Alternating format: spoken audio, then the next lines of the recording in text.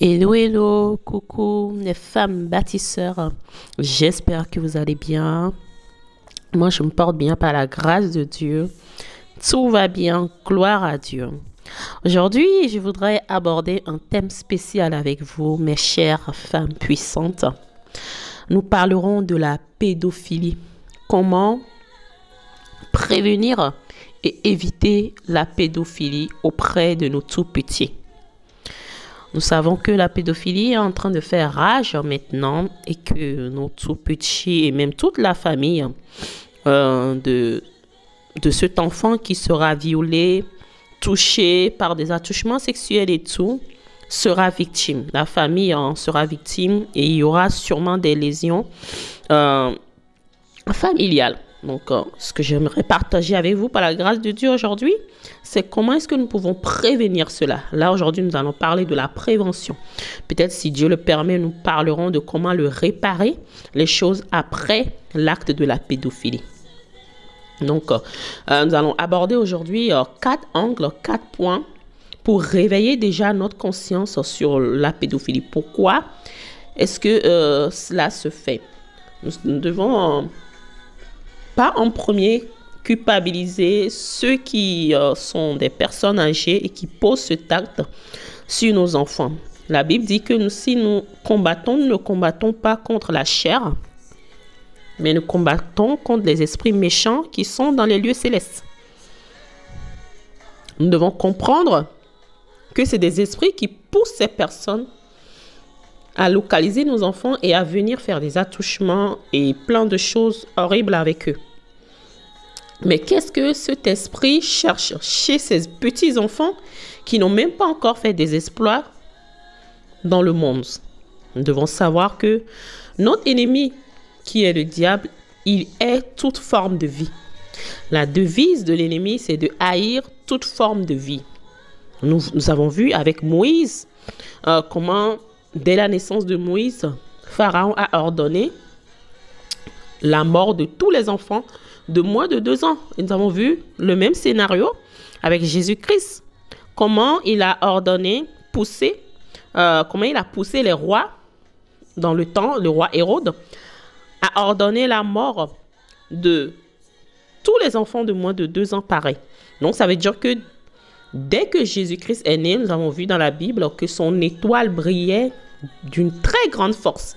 Donc, quand l'ennemi voit que l'étoile de ce petit ou de cette petite fille brille d'une grande force, sachant que Dieu n'a créé personne pour chaque personne a des capacités, des dons, des talents extraordinaires que Dieu a donné à chaque personne. Donc, si l'étoile de cet enfant est arrivé à être décelée par l'ennemi, ben, il ira à la chasse de ces enfants, malheureusement. Donc, nous devons comprendre sur le premier point que c'est une forme de haine envers l'humanité, envers toute l'humanité, que ce soit grand, petit. C'est dans le but de détruire l'humanité. Parce que la Bible nous dit que l'ennemi ne vient que pour voler, détruire et égorger. Donc, c'est dans le but de détruire les hommes, de détruire l'humanité, de détruire la destinée et de faire dès le bas âge un moyen le plus sûr d'arriver à sa fin. Donc, le deuxième point que je voudrais partager avec vous, c'est que dès tout petit, dès le bas âge, l'ennemi voit de la peau fraîche. L'ennemi voit beaucoup de richesses qui ne sont pas encore volées, utilisées. Et il veut vraiment en profiter le plus tôt possible. C'est pour cela qu'il possède ces hommes, qu'il possède ces femmes, à aller vers nos tout-petits, aller vers nos enfants, dans le but uniquement de les voler. De voler la plus grande partie de l'étoile. Par exemple, nous pouvons avoir un enfant qui, je ne sais pas, à 20 ans, sera une grande star qui va résoudre un problème majeur dans le monde.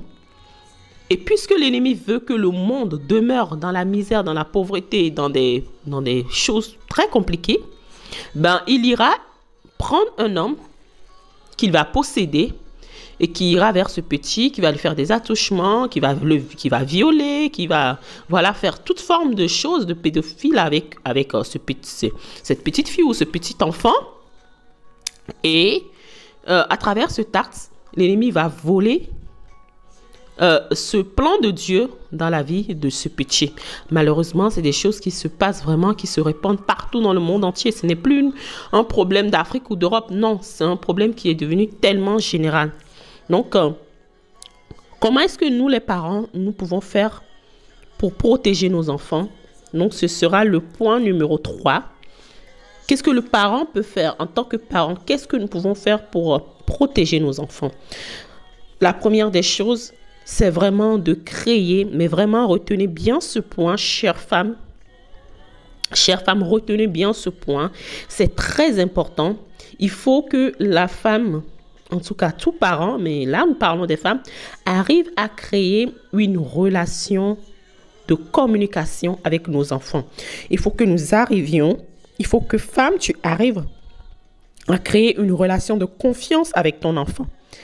C'est-à-dire que tu dois être une mère imposante, oui, mais il faut aussi laisser une passerelle de communication, de confiance avec ton enfant. Il faut que l'enfant soit capable de venir te parler quand il a des soucis, quand il a des problèmes, quand il a des incompréhensions. C'est très capital et c'est très important parce que après analyse, je vois que c'est ce qui manque dans beaucoup de familles. Nous voulons juste être des parents qui amènent nos enfants à l'école et qui subvenons à leurs besoins. Non, l'enfant, nous devons rentrer dans le monde de nos enfants. Nous devons rentrer dans le monde de nos enfants. Femme bâtisseur, tu dois rentrer dans le monde de ta petite fille. Nous devons créer cette passerelle pour que ces enfants aient confiance en nous. Et quand demain, quelqu'un viendra le faire des attouchements et qu'il trouvera ça anormal, il pourra ouvertement venir en parler. Au lieu d'avoir honte, au lieu de le cacher, parce que, je ne sais pas, son prédateur va le menacer de ne dire rien à personne. Mais quand il y aura cette relation de confiance avec sa mère, ben, l'enfant pourrait très librement parler et éviter le problème le plus tôt possible. Nous voyons, j'ai eu un exemple qui s'est passé dans un pays d'Afrique. C'était un petit qui a été malheureusement violé par son éducateur, par son maître d'études. Donc, mais ça a été fait, mais vraiment à plusieurs reprises. Hein. C'est-à-dire quand le maître d'études venait à la maison, les parents n'étaient pas là. Et le maître d'études prenait le temps, tout simplement et tout librement, de violer le petit. Attention, c'est même pas une petite fille. C'est un maître d'école qui est en train de sodomiser ou de violer un autre petit garçon. Attention, nous voyons le niveau où les choses sont en train d'y aller. Donc, vous voyez ce que je veux dire par là. C'est très grave ce qui se passe. Et pourquoi cet enfant n'a pas pu ouvrir la bouche pour parler à ses parents au départ de ce maître d'études?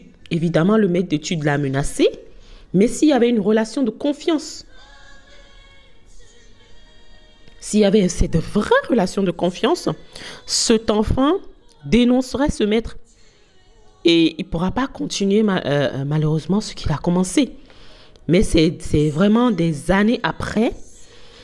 Et quand le petit a commencé à avoir des problèmes de ventre, mais vraiment des problèmes très sérieux, qui pourraient même l'amener à la mort, le petit était en train de mourir.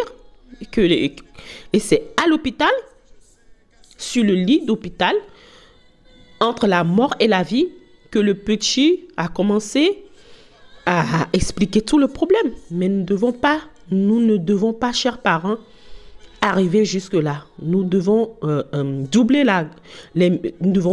notre vigilance. Chaque parent doit doubler sa vigilance parce que c'est le rôle des parents de protéger leurs enfants, d'être là pour eux et d'être aussi un ami pour nos enfants. Voilà le troisième point.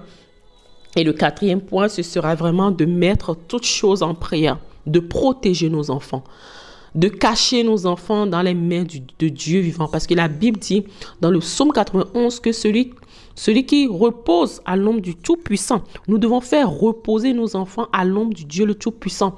Nous devons cacher nos enfants dans les mains de notre Seigneur Jésus. Si tu m'écoutes, femme, et que tu n'as pas encore fait la paix avec Dieu à travers notre Seigneur Jésus, je t'invite, c'est le moment ou jamais. Tu ne peux plus continuer de de laisser ta vie comme ça, sans protection.